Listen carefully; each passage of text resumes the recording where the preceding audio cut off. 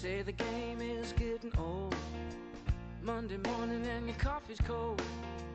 Life is not what you want it to be. Hello, everybody, and welcome to a new direction. My name is Jay Izzo, and let me tell you something. I have got something special for you at the beginning of the year. Yes, I do, because I am telling you right now, my guest, Rick Miller, is going to blow the doors off of your new year. Forget about setting goals, all right? Forget about setting the goals. Forget about resolutions. We're going to talk about being different. We're going to talk about being chief today. That's what we're going to talk about. We're not going to talk about what we might do or what we could do or what we should do. We're going to talk about being. And Rick Miller, who has been chief officers for companies like AT&T and Lucent Technologies, and has been written up and on TV all over, has been so gracious to honor us today on A New Direction to talk about this book that I'm holding up, that you could see the people who are live on Facebook. And thank you everybody who's joining us right now. Be Chief. It's a choice, not a title. And we can all be chiefs, and we're going to do that. But before we get there, let's do what we do every week. So first of all, Happy New Year, everybody. Let's talk about what we do every week, and that is check in with the 4 areas of your life. Look, I know, and I believe personally that we are 4-part people, right? We are physical people, mental people, we're emotional people, and we're spiritual people. And so on a scale of 1 to 10, 1 being miserable, 10 being awesome, right? Whatever that is in your world, where are you today in the physical realm? You know, are you doing all the things that you need to do? Are you getting a little exercise? Most people do. Everybody sets goals and resolutions, and they get a little bit of exercise going, and everybody thinks that, right? And then by February, you forgot why you even were going to the gym. Matter of fact, you forgot that you even have a reservation at the gym because you've forgotten until the bill shows up. And then generally you get rid of the bill too. So on a scale of 1 to 10, where are you at today physically? Now, look, if you're a 4, that's okay. The object here is not to get to a 4 to a 10. I just want you to get to a 4 to a 5. All right? So what do you got to do right now to get yourself from a 4 to a 5 physically, if that's where you're at? All right? You got that? Okay, mentally, where are you at? And you ask me, what are you talking about mentally? Well, mentally, what I'm asking you is, what are you feeding your brain? Right? What kind of knowledge are you absorbing in your brain? What are you doing to exercise your brain? Listen, it doesn't matter how old you are. You can always be exercising your brain. Sure, your body can fall apart. You may not be able to do the things that you used to do, but your brain can always be active.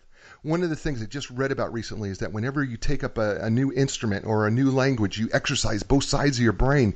It's a great way to challenge yourself. So what are you doing to feeding that mental side? And where are you on that scale of 1 to 10? All right? Got it? Okay, so you've got your physical number, you've got your mental number. How about emotionally? And you say to me, emotionally, what do you mean? Well, what's your EQ, your emotional quotient? What's your emotional intelligence? How well are you able to control your own emotions? And not just control your own emotions, but how well are you able to relate to the emotions of others? Right? In that scale of 1 to 10. 1 being miserable, 10 being fantastic. What's your number emotionally? Right? We just came through a holiday season, and we're about to see bills come in right now that could stress us out. How are you going to handle that? And all emotion is about being intentional, folks. You know, it can be difficult. Listen, you could kick me in the shin, and it might be difficult, but I can still choose whatever emotional response I want to that. That's my choice. Right? So emotionally, where do you think you're at? And then what can you do to improve yourself emotionally? And then finally, the 4th area of your life, and that is the spiritual realm. And people always ask me, "Oh, Jay, the spiritual, I don't really believe in God and everything." Whoa, back up here. Hold on here. I didn't say you had to believe in God. I just said the spiritual realm. Because people get a sense of peace a lot of times from other things that we can't explain with science or facts. Some people get something out of nature that just hits them in a way that inspires them that they can't explain. There's a lot of things we can't explain in this world. But if it is God, so be it. How is that relationship going for you? What can you do to improve it? What can you do to make it better? All right? So you've got your 4 numbers, right? Your physical, your mental, emotional, and spiritual. You've got the 4 levels. Now, I want you to think of those 4 levels as like the legs of a table. How even are they? right? Because it's hard to eat off of an unlevel table. And then because we all want to be in balance, but the other question is, how low are they? Because if you're sitting in a normal chair and you're trying to bend over to eat something off a plate of a table that's really that low, it makes it really hard, doesn't it? So what do you got to do to challenge yourself to be better each and every day? This isn't a goal thing. This is a being thing. What do you need to be today to make yourself better? All right. Well, my next guest is about being, okay? And his name is Rick Miller. And I want to tell you something. Rick Miller is awesome. Rick Miller is, I guess we could call him an unconventional turnaround specialist. He loves to call himself a servant leader, and trust me, you'll hear it as he talks to you, and a go-to chief. He is also an experienced and trusted confidant, an author, sought-after speaker, and you know how I feel about my fellow speakers, folks, because I'm one who travels around the country and does the same thing. Hire him. If you're people who are watching this right now or listening to this on the podcast later, listen, if you're in the speaking, you need to hire him because you're going to love him when you hear him. He's also an expert of driving sustainable growth. For over 30 years, Rick served as a successful business executive in roles including president or CEO in a Fortune 10, a Fortune 30, a startup, a nonprofit. In each case, he was recruited from the outside to turn around poor performing companies in difficult times. Rick Miller is a chief, not because of his high-ranking titles, but because of his ability to bring out the best in others and in himself using the choices he developed in his power compass. We're going to get to talk about that. A road-tested sustainable growth model he created over the course of his successful career, and which he shares in his book and continues to share with his clients. Rick Miller, welcome to A New Direction, and everybody welcome Rick to A New Direction. Rick, welcome. Hey, Jay, great to be with you. Happy New Year. Happy New Year to you. And Rick, by the way, ladies and gentlemen, man, we got a lot of people tuning in right now. Tim Williams, John Cox, the list goes on and on. I got people from all over the country tuning in. Paul Fitz, Donna Symes, and Judd Weisgold, thank you for all tuning in live. Thank you for doing this. It's fantastic. Rick is brought to you today, and I always feel like whenever I do this, like I feel like I should be doing the Sesame Street thing, brought to you by the number 7 or something like that. But he's brought to you today by Inline Business Brokers and Advisors, and they partner with business owners when it's time to sell their business. So when it's time to sell your business, but even if you want to buy one, they can help you too. Contact the professionals at Inline Business Brokers and Advisors. You can learn more at inline.com. That's www.enlign.com.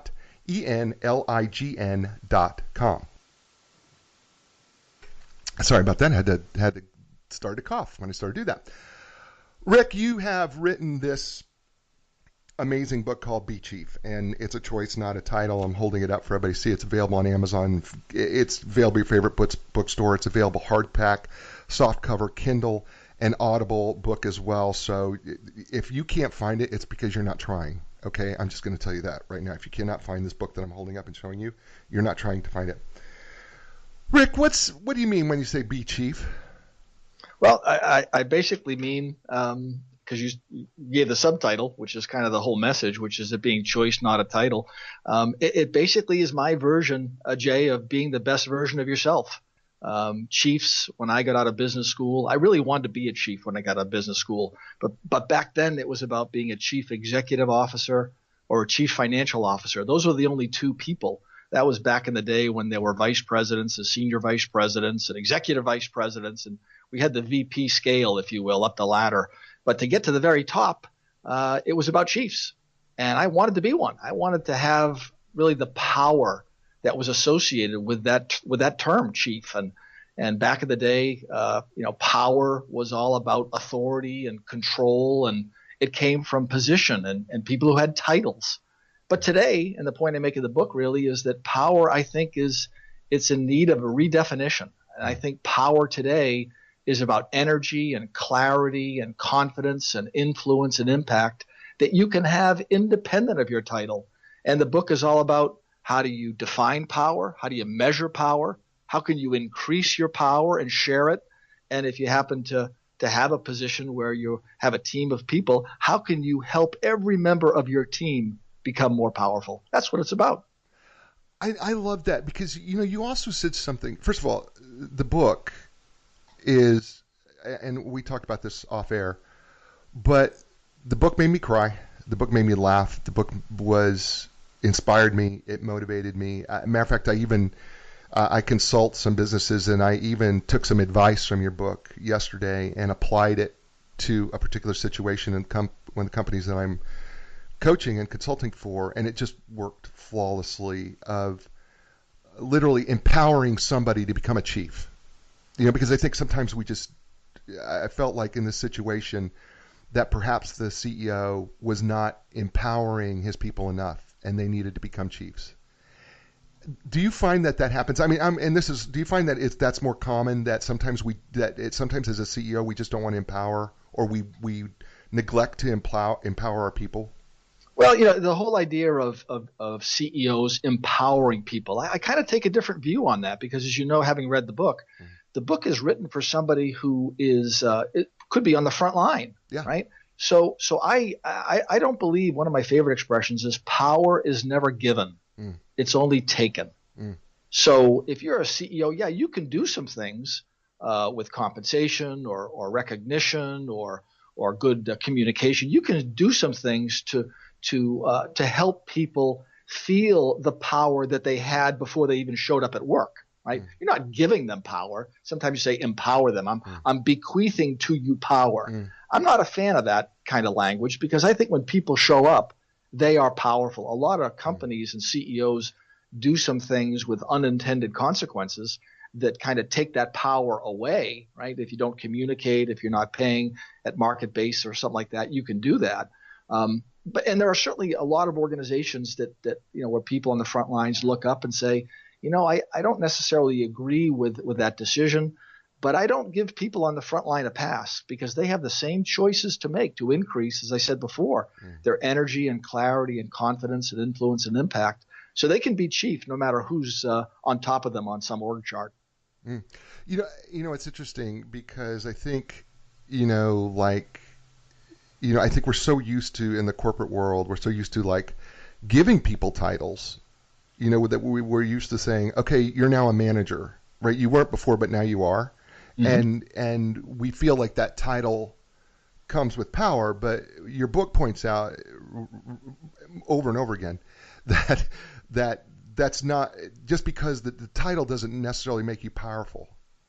Well, and I think it's such a great point, Jay, you're bringing up, because there's no question, if I'm a manager, then I do have a certain degree of authority over the people that I'm responsible for, right? I mean, very few people on the front line can give themselves a pay raise, right? So you have to acknowledge that there are some things you don't control your own compensation plan. So I acknowledge that, but we get over fixated on that definition of power, as opposed to the power that I'm advocating, that truly can bring people an incredible amount of fulfillment wherever they sit. It is that choice. By the way, I want to go back to something that you said earlier, that you're one of the few people who have brought this up early in our conversation, and I want to point it out to your listeners, because it's so important. There are limitless books about leadership out there. I mean, virtually limitless. And you used a word that I want to go to, and the word that you used was, you applied it, right? You said already, you applied it. And that's so powerful, because there's great books out there. I've got a lot of friends who write a lot of books, and my experience with leadership books, and I've read a ton of them too, is they do a great job in the supply of leadership information. So think about the word supply. You can go to a lot of places and get a supply of leadership information. What my book does is it helps you apply it. So there's supply books and there's apply books. Right. What I really tried to get to as a practitioner is, how do I give people like you, Jay, who are out there every day making things happen, a tool that allow you to actually put it into practice, rather than come away with lists of things that an academician or a researcher or someone who hasn't been on the front lines might offer with the best of intentions. But there's something about having been on the front lines with the smell of gunpowder in your nose. It gives you a different perspective of what it really takes to make things happen. And you consult, you coach, that kind of, and the fact that you're already able to apply it puts a big smile on my face. So thanks for sharing that. You're very welcome. And we're talking with Rick Miller, author of the book, Be Chief. By the way, I don't know how many people are joining us right now, but I've got so many. I can't thank you all. They're just coming out of the woodwork because we're doing this live on Facebook. and as well. And I'm doing something new because I'm doing it from my personal page rather from my business page. And you people are all over there. Canada, represented well by Shirley Porter, middle managers like Thomas Cantley, owners, Murray Wall, Joelle Fitz, Demai Fitz. Thank you for listening. They're just chiming in like crazy. So there's people who are going to listen to this on a podcast are wondering what's going on. Well, it's just because people are really tuning into the show all over the place. North America wide and even worldwide. The book is called Be Chief. His name is Rick Miller, and we are talking to him about this book. And he's brought to you today by our good friends at Inline Business Brokers and Advisors. You know what? They've helped literally thousands. Inline has literally helped thousands of clients in the sale, purchase, and purchases of businesses. When it's time to sell your business, contact the professionals at Inline for us, please. The Inline Business Brokers and Advisors. You can learn more online at inline.com. That's www.enlign.com. Jeff Snell, the owner and COO, is absolutely, first of all, he's a friend of the show. He has been on the show, and he supports the show, and he's responsible for it. So contact the folks, literally, at inline.com. Tell Jeff, tell his people that you heard it on A New Direction, and that Rick Miller was the guest, and I'm telling you, they will take care of you and take care of your business as well. And so we are very grateful for them doing that. So, Rick, I want to go to where the heart of this book is, and that is the compass, right? And you know, we talk about compasses as giving us some sort of a direction. But your compass does that exact same thing, but it's a little different. Walk us through it. Well, again, if success is connecting what you do to who you are, because we're all unique individuals, then I am a strong advocate and have used this tool in companies ranging from startups to multinationals to help people in these organizations, kind of bring their A game every day. But everybody's different, right? I mean, rather than legislate, here are the 10 things we're all going to do, my advocacy is you go a little bit deeper into both who you are first and then what you do second. So the compass has 5 parts. It asks questions that everyone can answer to their own satisfaction. I'm not offering a score that says you must answer this question this way. I think the power of the compass is it's customized to the strengths of every individual. So we start at a place called insight.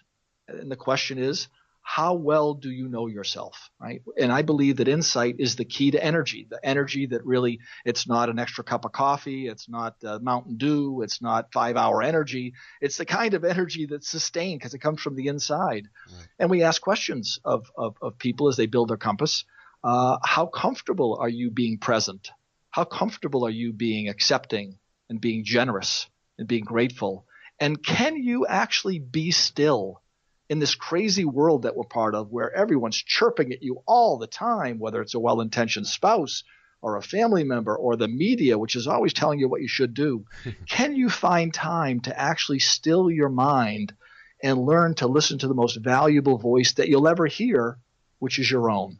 You talked about the four parts of physical, mental, emotional, and spiritual. And I agree with you 100%. Love that analogy, by the way, at the table. And the element of insight gets to this element of your own spirituality, in that you really do listen to a voice that is inside you. And that is at the heart of the compass. From that heart, actually, we ask people to select their values. What do you stand for? And the advocacy I make is that once you determine what you stand for, you can take a stand. And when you take a stand, you become powerful. So that's one part of the compass. It's like, who are you? Have you spent the time to figure out, how do I want to increase my energy and my confidence by knowing and increasing my insight and my values? Then when you make steps about what you're going to do with discipline and support, discipline that gives you clarity. I mean, discipline, all it does, Jay, is it increases the probability of your success, right? I'm not going to tell anybody what they need to do, but I'm going to ask people, how comfortable are you with your strategy? How comfortable are you as you go through your day? Are you planning the work and working the plan? And maybe you are and maybe you aren't. We're all different. Some people are highly regimented, some people less so. I'm not advocating one position on that spectrum. I'm just suggesting that you actually make a conscious choice. I also advocate that you think about influence in terms of how many people you support and how you can support them. How can you enable others to be successful and encourage them? And so connecting this, what you do to who you are, allows you to be incredibly creative. And in the compass, I ask questions. I said, are you in touch with how you feel, how you think? Because I think that's internal creativity. And then outside, how do you speak and how do you write and how do you act? And if you align all those creative choices, Jay, you can be incredibly powerful. And again, aligning what you do to who you are. And by the way, just to share with your audience up front, I want to sell a lot of books, right? Because all proceeds are going to help special needs kids. Right. But this compass is free, and it's online at beingchief.com. Yep. And anybody can go on at any hour of the day or night, take a quick 4 or 5 minute survey, and actually rate their power in each of these areas, and then make some choices about how they want to go forward. Certainly the book gives you a way to apply it in meaningful ways, but this is such a powerful tool. I didn't want to limit it to the book. It's free to all your listeners, and I encourage them to take the 4 or 5 minutes, because particularly at the new year, it will help them set their own direction.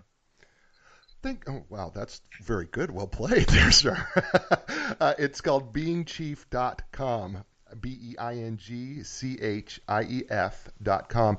You can go there, by the way, and you can start putting your own compass together. And what I found so brilliant about the compass is, when I got to the end of the book, and you have this kind of separate section where you can start putting your values together, and you actually, instead of making me kind of come up with, okay, well, what do I really value? You actually give me some ideas to start thinking about, which, by the way, as a psychological professional, I am so grateful that you gave us at least some ideas to think through. I'm not saying it was an exhaustive list, but man, it really triggered some things in me. Yeah. When I was reading through the list of, okay, what, and by the way, folks, you may think that you know what you value. I am telling you, I don't care what your age is. I don't care if you're 5 years old listening to me, God bless you. If you're 505 years old listening to me, God bless you too. I don't care what age you are. You need to reassess, I believe, periodically your values.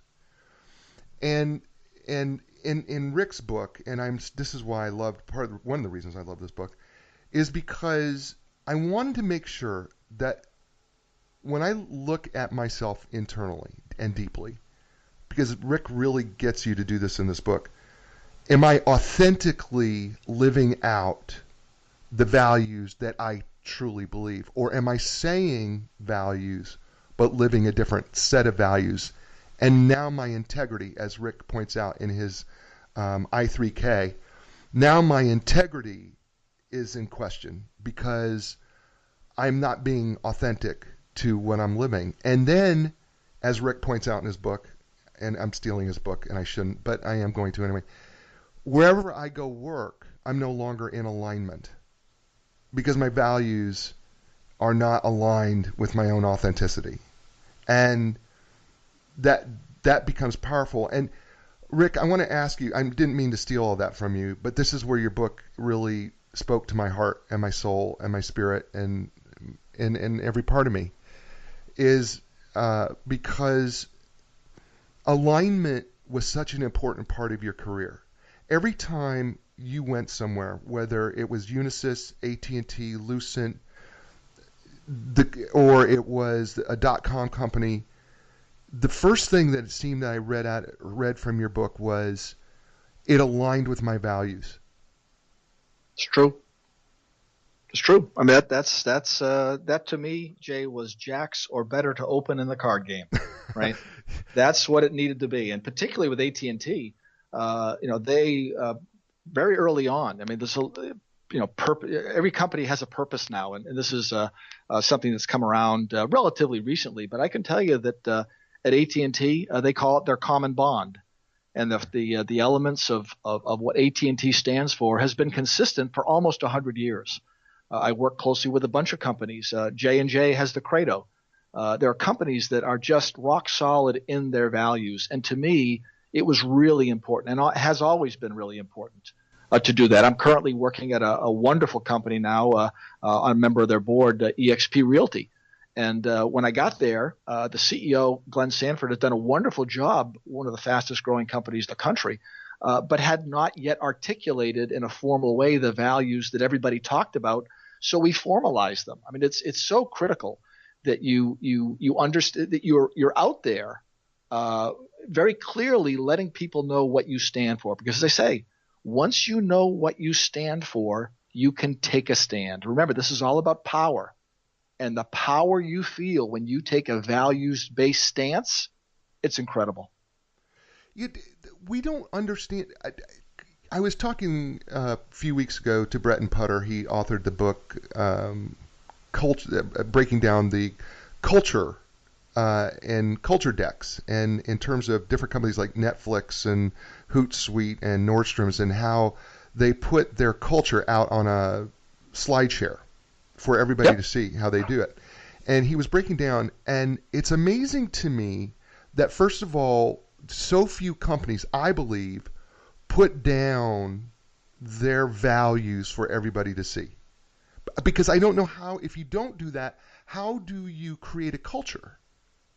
Yeah, I would tell you, Jay, I might disagree with you a little bit there on that, respectfully. I would tell you, in my experience, if you dig, they're somewhere, right? They're on a wall in the boardroom, but nowhere else. Mm-hmm. They're handed out annually with wallet inserts, but they're never discussed during the year. The organizations that I'm drawn to not only have put those, pick a number, 4, 5, 6, 7, 8, 9 values down, but they've made them part of the daily operation of the organization, right? That's the thing that's different.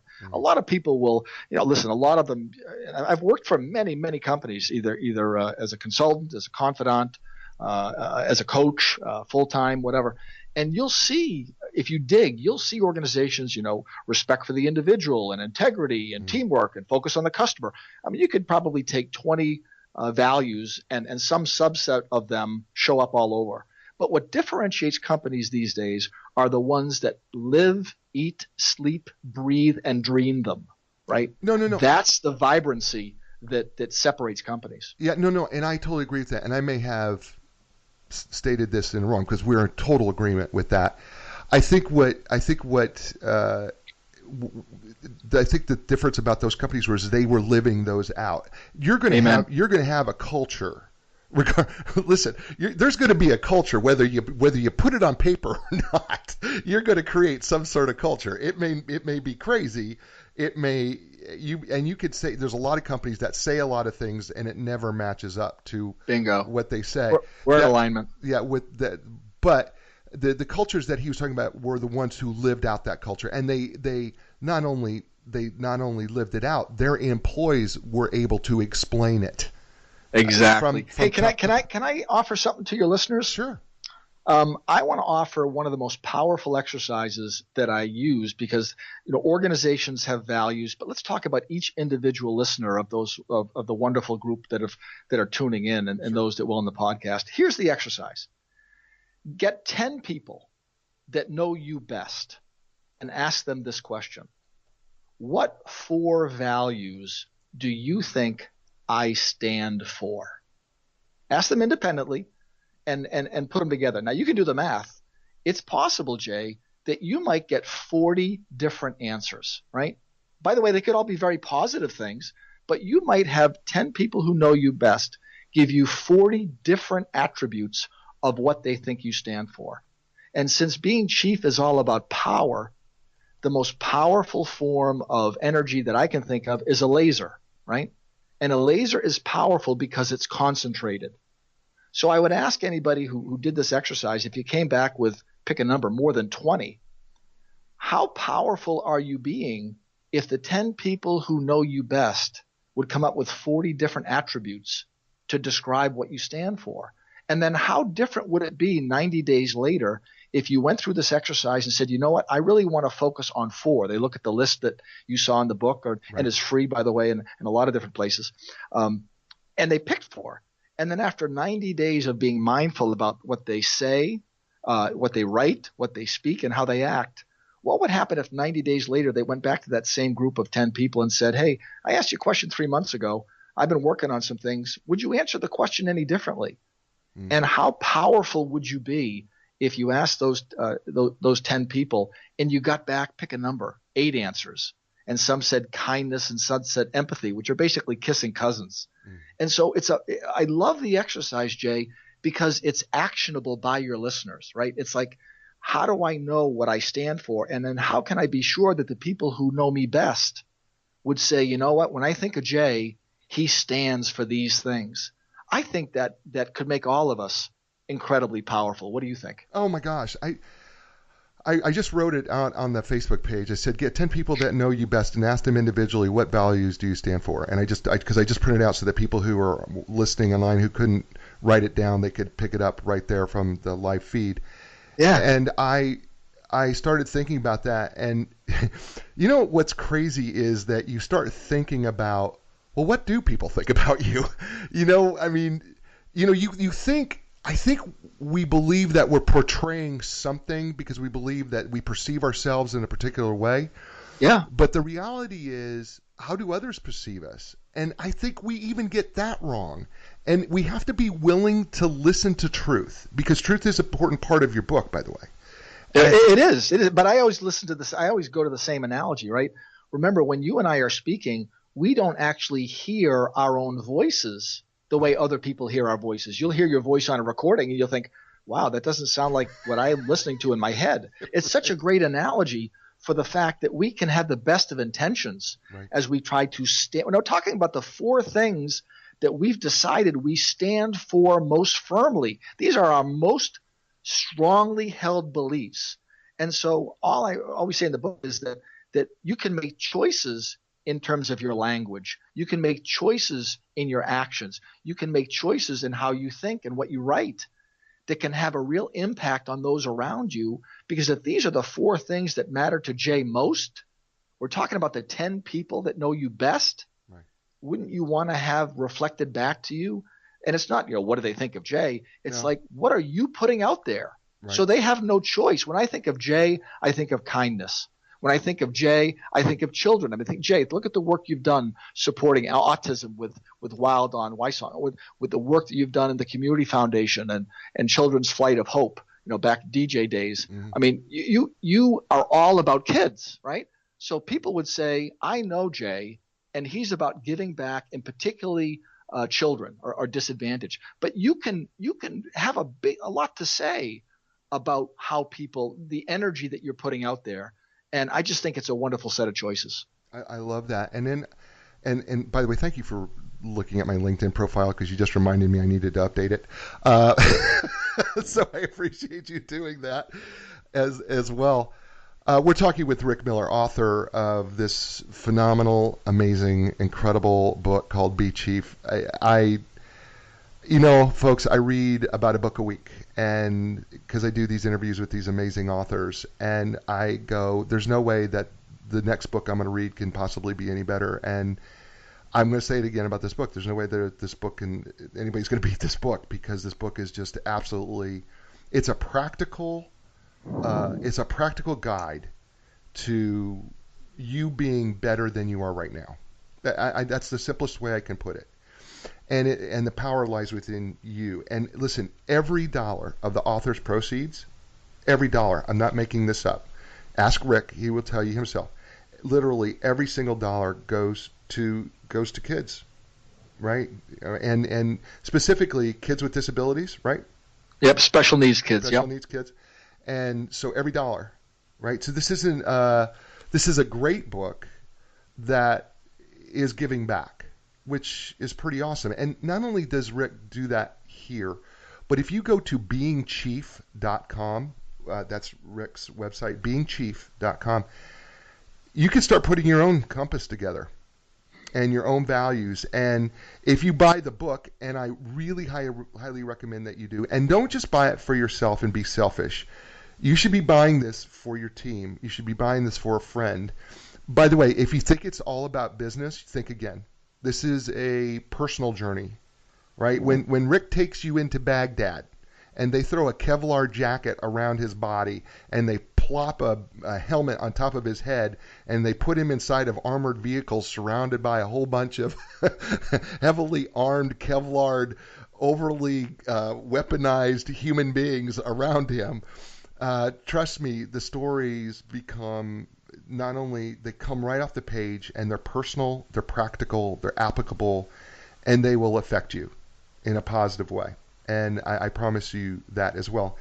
And you can get the book on Amazon. You can find it in any version that you like. Whether if you're an Audible version, you can find it Audible. If you are a Kindle person, you can find it Kindle. If you like paperbacks, it's available paperback. If you like the hardcover, it's available hardcover. Find it at your favorite bookstore. If they don't have it on the shelf, tell them, I need you to get me Be Chief by Rick Miller, and I need you to get it now. That's what you need to do. And Rick is brought to us by our sponsor today, and that's Inline Business and Brokers.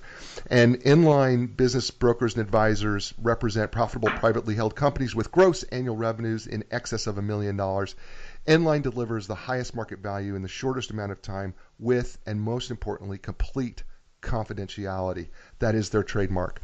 So learn more about Inline Business Brokers and Advisors at inline.com. That's www.enlign.com. Tell Jeff Snell and his group of fine folks over there at Inline Business Brokers that you heard him on A New Direction. And again, we're talking with Rick Miller, author of this amazing, outstanding book called Be Chief. It's a choice, not a title. Rick, one of the things that I noted about this book and that kind of got to me was that the way you kind of did this book. First of all, you kind of outlined, creating my compass and putting together, my values and my insights. But then throughout the book, you give us these like other things, like I3K, yep. Right? Which I loved the whole idea of I3K because I3K is something, and I'm doing this purposely to people who are listening and who are watching me, who are going, "Come on, you're mean. What are you doing? What do you mean I3K?" Because I'm not going to do it. I'm going to let him talk. I'm going to let him do it. But the whole idea of I3K and carrying that with me in every situation that I go is such a nice little pocket tool. So why don't you tell everybody about I3K and how they can use that? Well, one of the labels that I carry is a turnaround specialist. So regularly I walk into organizations that are pretty bad. When I'm brought into an organization, either the stock is way down or the revenue is way down or the profits are way down or morale is way down or generally all four are way down. And so people are always wondering when an outsider comes in, what is important to the outsider? What makes him or her tick? And I am very consistent, whether it's any size company, a nonprofit. I said, what I'm looking for are surrounding myself with people. People want to know who's going to get promoted, who's going to get demoted, who's going to get fired. And I said, guys, the answer is always I look for people with I3K. Intelligence, intensity, integrity, and kindness. I said, that's always the answer. So people, in a startup, I go into a startup and a bunch of millennials are running around saying, oh, an old guy just showed up. What's he going to do? What's important? And I said, I3K. And they said, what do you mean? No PowerPoint charts? I said, no, I3K. You mean no big company trappings? I said, no, I3K. It's always the answer. So what's it really mean? What I look for are people who are intelligent. Now, by the way, that can be IQ. You mentioned EQ earlier in the program. Very important. IQ, EQ, or sometimes wisdom. Sometimes you get the trifecta, right? But you're looking for someone who brings something to the party in terms of intelligence, right? IQ, EQ, wisdom are all three. Intensity. You want people who are not clock watchers. You want people who are put themselves in a position where they can bring their A game, right? They're intense because they're doing what they want to be doing, or you'll help them find a way to get to one of those jobs where you can. That's intensity. Integrity is really important. We talk about values. If I'm talking to a group of people, I will say to them, guys, if you look at integrity on a scale of 1 to 10, we are not going to get along. And let me give you an early indicator that maybe this is not going to be a good place for you. Integrity is a yes or no discussion. And if you're ever in a discussion where you think you're close to the line, run away. Because no organization that I'm going to be part of is going to play loosey-goosey with integrity. The last one is kindness. And the organizations that I walk into generally are in pretty tough shape. But there's no excuse not to be kind. By the way, I can't tell you how many people that have been laid off in organizations. When I walk into an organization that's been poorly run, layoffs sometimes need to happen, right? I am a business individual. We're not running philanthropic organizations unless it's a nonprofit. We're working with companies that must make a profit, right? That's how you sustain the company. Right. But you can be very kind in terms of outplacement if it comes up. You can just be kind in your dealings with each other. And so I look for people who are capable of intelligence, intensity, integrity, and kindness. And I'll tell you what, Jay, that formula has worked, whether it's a startup, a mid-sized company, all the way to a Fortune 10. It's worked in every situation. Nonprofit, it just works because people are good to each other. They're hardworking. You can trust them, and they're taking care of each other. And that's what I look for. You know, it goes against the grain a little bit, right? I mean, I think there's not anybody who would listen to what you just said in I3K and say, okay, intelligence makes sense. Okay, integrity, yeah, I get that. Okay, intensity, okay. But Rick, really, kindness in business? Yep. I mean, come on, Rick. I've been with you all the way through this, but really, kindness in a business world, how does that work?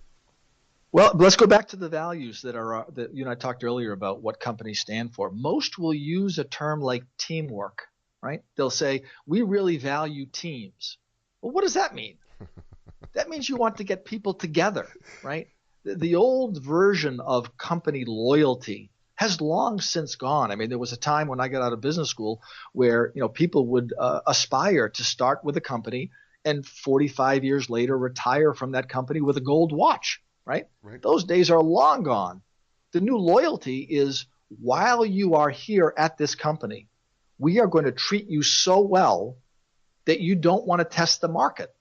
But if you do test the market, let's agree that we treated you well, you treated us well, and if we come back together again going forward, that's okay. But that has to be included in that new contract, has got to be an element where I recognize that you are a whole human being. Guess what? If you've got to get out of here, flexible work structure for men and women, paternity leave, the policies that we can put in place in companies that I'm part of are critical to care for people in a kind, humanistic way, because if we're there to just churn and burn our people out, that's just not an organization that I'm going to be part of. We're talking with Rick Miller, author of this book called Be Chief. It's a choice, not a title. And this book, I would love for people to understand that this book is just that I have in my hands here, because I still love holding on to books, is just filled with yellow highlight marks. Matter of fact, it may be argued that there's more highlighting marks than there are white pages in this book that I could go through.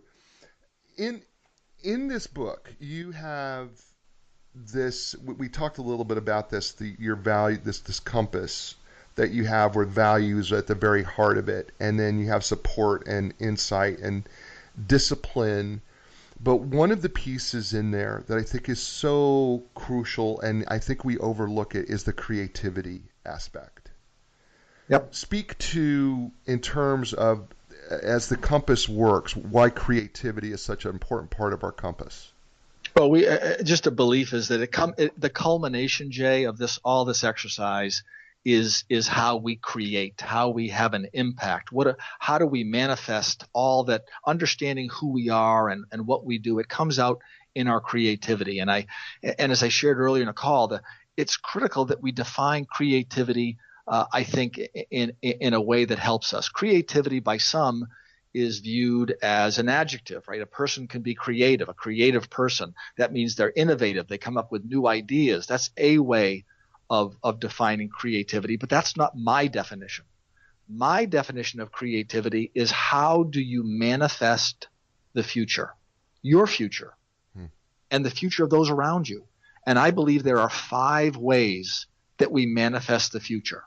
We get in touch with our feelings. It actually starts with understanding this wonderful organism called our body and what our body is, what signals it's sending us as we feel. Our creativity is all about how we think. The creative process is about really our thinking, because that's the beginning of what comes out of our mouth when we speak, what comes out of our hand when we write or when we type, and then as we manifest the future in a very visible way in our actions. And the challenge, I think, is to, again, this is about power. When we align what we feel with what we think, with what we say, with what we write, with what we act, you are powerful. The most impactful people I've ever met, and we all talk about, the quickest way to lose credibility is to say one thing and do another, right? I mean, we talk about that all the time. Sure. Make sure that your words align with your actions. But I think it's much broader than that, because, understanding how you feel and how you think, well, we don't talk a lot about that. You choose your thoughts. People are often, when I work with senior executives all the time, I said, I'll give them a little diary, and I say, I want you to kind of monitor your thought patterns throughout the day, right? Are you aware of the cyclical nature of your thinking? Because everything that comes out of your mouth and the actions, they start with a thought. Yet if we're not aware of our thinking, then we're not aware that is really what is very early on in the creative process. So be aware. Can you catch – and here's the test, right? When you get into a negative thought pattern, and we all do. We're all human beings. Can you be aware of that negative thought pattern so that it lasts 5 minutes rather than 5 hours, right? When you're leaving a meeting, I work with senior executives all the time. When you leave a meeting and it didn't go well, just for the sake of argument, and you go into the next meeting, are you still thinking about the meeting that you just left? And how is that sub-optimizing your performance in the next meeting? Are you aware of your thoughts so that you can be present? And that's when we talk about manifesting the future and being our best selves. We have an opportunity at any moment to be aware of how we're feeling, thinking, speaking, writing, and acting, and make ourselves more powerful. And those are the choices that we talk about in the book. And Rick, I want to jump on that, because I use first of all, I am in so alignment with all this and so much agreement with this. I use the analogy of a professional hockey goaltender. I am fortunate enough that my wife and I are a corporate sponsor for the Carolina Hurricanes NHL team here in Raleigh. Great. I'm coming down. I want tickets. You got them. Just let me know. Let me know. Listen, you let me know. I will get the tickets for you. You'll sit right next to me, and so you'll have to sit with me at the ledge, but that's okay. I'll buy the beer. Let's go. Yeah, no, I'm up with it. Absolutely. Come on. But one of the things about professional hockey player goalies, and I've been fortunate to know a couple that have come through, a few of them that have come through our path here, is their ability to forget the choice that they have to make to forget the goal that just they let go and move on to the next one. And how hard, I ask, how hard is it to emotionally and not let that negativity get into you about I just let an easy one get by me and not let that happen again. Right. And it really does come down to this choice of going, I have got to change my mindset. I have got to change what I'm thinking. I've got, for lack of we laugh about it here, but sometimes I've got stinking thinking, and I've got to change that thought process. And at the same time, your emotions, how this works. Your emotions get attached to your negative thinking. You're so angry coming out of a negative meeting that you've just had because they've thrown a whole bunch of changes at you that, you know what, sometimes, and I didn't say this, but this guy called Rick Miller wrote this in the book, you got to know when to let go. Right. But let's talk about this, because this is really important. This gets to the compass. So if you're listening out there and you're thinking, okay, what Jay and Rick are advocating is that I do have, all of us have a certain amount of negative thinking. It's just being human. Okay. So if you're hearing us say, Jay and Rick are saying, I have to stop being negative and always be positive, that's not what we're saying. Okay, No. just to be clear. No, we're not You saying take that. the compass, right? The compass is all about making a slight adjustment. So if you would describe yourself as, sometimes, or maybe I'm negative, pick a number, 60% of the time, 50% of the time, whatever. We're just suggesting that being mindful of it, be a little less that way, just a little less, and see how it feels. So this is all about incremental change. So I don't for a minute believe that we can just go from 0 to 100 in 2 seconds. Maybe there'll be a car, electric car sometime that will do that. Right. But we have to make small changes. And I think the advocacy that I have and the confidence that I have in the compass is that it asks you to assess your current choices, and those choices where you are not happy, make a small change in one area for a short period of time and see how it feels. Because the one Jay's bringing up right now is huge. It's absolutely huge. And I've certainly gone from meeting to meeting. I mean, I've gone for days where I didn't do that well. I had a meeting at 10 o'clock in the morning, and 4 o'clock in the afternoon, I'm still sputtering about that 10 o'clock meeting. I mean, we're all human beings. Yes, we are. But just the awareness of what you can do. So maybe the next time I'm not carrying it till 4 o'clock. Maybe I'm carrying it till noontime. And then I'm carrying it till 11. And then maybe as soon as at some point, this is like everything else. Give yourself a break. No one's asking you to be superhuman. But the choices that you can make, the small changes, can have a huge impact on your confidence and your power. And it's the power we have to choose. Amen. That's the thing that comes out of this book, that it's such a great reminder. I am more powerful than I think I am, because I can make choices. I can choose that regardless of the circumstances I am in, I can still choose, as you point out, I can still choose to be grateful. Right. Right. And I can still choose that, you know what, I should be grateful for the lessons I'm learning in this most difficult time of my life, whatever that may be. Yeah. Right? I can make that choice. I can make the choice to say, okay, my job just got a little bit more difficult, but I can choose to look at this as an amazing challenge for me to see what I can really do. Amen. And you can make the choice, Jay, just to do that a little more often. No one's asking you to make the choice all the time, right? That I always choose to be grateful. Nobody can do that. Nobody can. I mean, it's just not nobody I know can do that. No. It's just make the choice to be a little more grateful, right? Yeah. And a little more generous and a little bit more accepting, or just one of the three of those. and so the book is got stories, it's got a compass. But the book, as you've seen, Jay, asks a lot of questions. Oh my gosh! That only the reader can answer. There are no you shoulds. There are no shoulds anywhere in the book, other than I do have an advocacy for you to consider I3K. I admit it. It's pretty simple, and it worked for me. It may not work for you. I mean, Colin Powell wrote a great book. It worked for me. And some of this stuff are lessons that have worked for me in all kinds of organizations, but they're only offered for your consideration, your audience's consideration. The key to the book are the questions that are asked. I so agree. And how would you answer those questions? And do you feel good about your answers? Yeah, I got to tell you, I loved at the end of each little section. You made me ask, you asked those questions and you made me answer them. I know you didn't make me, but I felt challenged to answer them.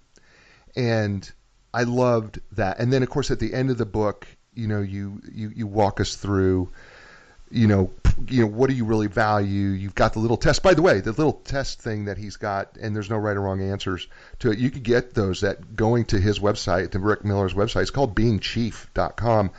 Being, B-E-I-N-G, chief, C-H-I-E-F.com.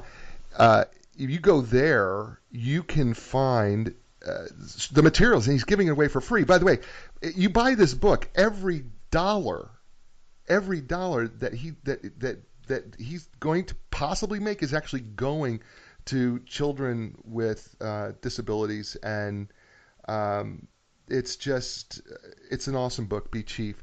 There's so much more I want to talk to you about. I mean, I could go on with you because, do you know the one part I wanted to really get to was sometimes your strategy is not doing something. Right. And I wanted to talk about being still, about Yeah. the importance of being still. I wanted to do that too, but our hour together is almost gone, and it happens. This happens every time. I tell this to people who watch this show and listen to the show. I don't know. I can't speak for a listener, but from the guy who does this show, I feel like the show lasted 5 minutes. That's how it feels, because I could engage with you about different aspects of the book, and I know I jumped around because I'm trying to give people flavor for the practical application of this book and just how awesome it was for me. And to say, people can ask my wife, did Jay really shed tears? And she will tell you, yeah, the book broke him, and it broke him down, because I think I realized that I'll be honest, be completely vulnerable. And Rick talks about that, of all things, that sometimes you have to be vulnerable. But, I'll be completely vulnerable with the audience. I grew up with a dad who didn't teach me much about business. He taught me a lot of other things, but didn't teach me much about business. And Rick's dad taught him a lot about dealing with people in business. And so he had that, and I didn't, and I was a little jealous, but I was also very hurt. And so Rick encouraged me through his book, practically, that I had a choice. I could choose to feel like a victim because of what I didn't get, or I could choose to change that and say I can learn everything that I can, because I'm grateful for this program that makes me read a book a week, interviewing these people, and know that all these people are taking the place of the lessons that I didn't learn from my dad. Yes, it happened later in life. I wish it had happened earlier, but it didn't. So I'm grateful it's happening now, because for some people it may not happen at all. But because Rick's book was sent to me by his publicist, and because I read it, which, by the way, you cannot get anything out of any book if you don't read it. Okay? And so I'm encouraging you. I don't care if you're retired. I don't care if you're tired. I don't care if you are working at a cash register. I don't care if you're working under a car. I don't care if you're the CEO of the largest corporation in the world, and thank you for listening. And I don't care if my friends in Merton, England, who, for whatever reason you listen to the show, I am so grateful for you listening to the show out there at Wimbledon, but I don't care who you are. This book is a life-changing book. And so, Rick, first of all, I want to say thank you, and just tell you how grateful I am to you for that, for the book, and for the inspiration and the motivation that you provided to me personally, and I know to my audience as well. Before I let you go, I ask every one of my guests, if you could give the people who listen to the show, my friends out there all over the world, because I have listeners now all over the world, if you could give them a new direction on your way out, what would that be? Oh, that's a great one. I would say that be more you. I mean, New Year's, the number of lists that I'm reading of, this is what you need to do to be thinner and smarter and kinder and wealthier. I mean, it's all well-intentioned stuff. But you asked some key questions over the last hour about being still and being accepting and things like that. I mean, be more you. Take the time to learn more about the unique gift that you are, and then do the things that feed your soul, not somebody else's soul. Just be more you, and things are going to work out just fine. I love that. Ladies and gentlemen, it's Rick Miller, and author of this book, Be Chief. He's been brought to you, Be Chief. By the way, find out Amazon, find out your favorite bookstore. If they do not have Be Chief, okay, it's a choice, not a title. If they do not have it, you ask them, and you ask them, bring it, because I'm telling you, they can get it. If it's not on the shelf, they will get it for you, and they'll get it for you right away. I can promise you that they will do that, because I know the publicist and I know the distributor, and so I know how that works. I know how this type of thing works. So if your local bookstore does not have it, you tell them to bring it out there, and get the book, because it's awesome, and you're not going to regret it. And Rick has been brought to us today by our awesome sponsor, inline business brokers and advisors, and selling a business is serious business. And so when it's time to sell your business, contact the professionals at Inline Business Brokers and Advisors. They are the real deal, team. Their trademark is really confidentiality. It really is. And so when you're ready to sell it, or even if you're looking to buy a business, contact the folks at Inline.com. That's www.enlign.com. Rick, thank you again. Will you stay on with me a little bit as I close out the show? And, happy to, Jay. Sure. Okay. Ladies and gentlemen, that's a show for today. And as I've already had somebody point out to me, they said, fantastic show. Thank you. Thanks, Sandy, for watching. Johnny, thank you. He said, great show. Appreciate it. He's all the way out in Seattle, Washington, so I appreciate that as well. So, folks, listen, Rick said it in his book, but you're going to have to read it. But you know what I say every week, and that is be inspired. Because when you're inspired, you can inspire someone else. And when you inspire someone else, they can inspire someone in turn. And that can make our world a most absolutely magnificent place. So be inspired. I will talk to you soon. Ciao, everybody. When you lost your confidence and the answers don't make sense, you got to keep your hope alive. You got to know you can survive. This is your time to fly. A new direction, a brand new day. A new direction, things are gonna change. You can find the strength to go a different way, yeah. The time has come. Your dreams will take you places you have never been before. Find your passion, find your strength. Don't worry anymore. A new direction. A new direction. Oh, a new direction, a brand new day. A new direction, things are gonna change. You can find the strength to go a different way, yeah. The time has come for a new direction. Yeah, yeah. A new direction.